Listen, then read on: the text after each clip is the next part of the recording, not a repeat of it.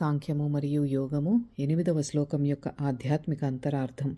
సాధకుడు తన అంతరంలో ఇంకా ఇలా అనుకుంటున్నాడు: నాకు ఈ భౌతిక విషయాలపై గల ఆసక్తి, మోహం, దానివల్ల కలిగే ఈ మానసిక ఆందోళన, వీటన్నిటి నుండి బయటపడే సూచనలేమీ కనిపించడం లేదు.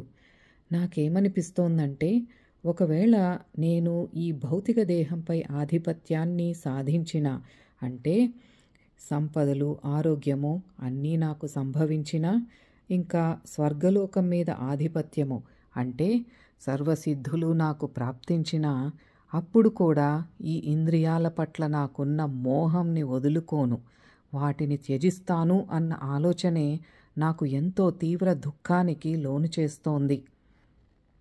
ఇంకా పరమహంస యోగానంద గారు మనం అధిగమించవలసిన 3 దోషాల గురించి ఇలా ప్రస్తావిస్తున్నారు. మనం ఈ భౌతిక తలంపై ఆరోగ్యంతో, సంతోషంతో, సంపదతో ఉండాలి అంటే ఈ 3 దోషాల నుండి మనం బయటపడాలి. అవేమిటంటే ప్రాణశక్తి లోపం, చెడు కర్మలు, ఇంకా సంస్కారాలు.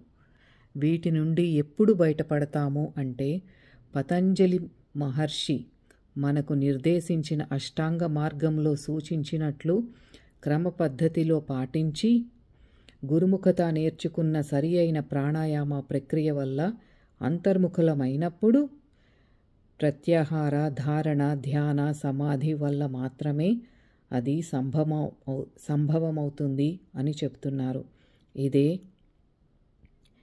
God talks with Arjuna the Bhagavadgita సాంఖ్యము మరియు యోగము 8వ శ్లోకం యొక్క ఆధ్యాత్మిక అంతరార్థం.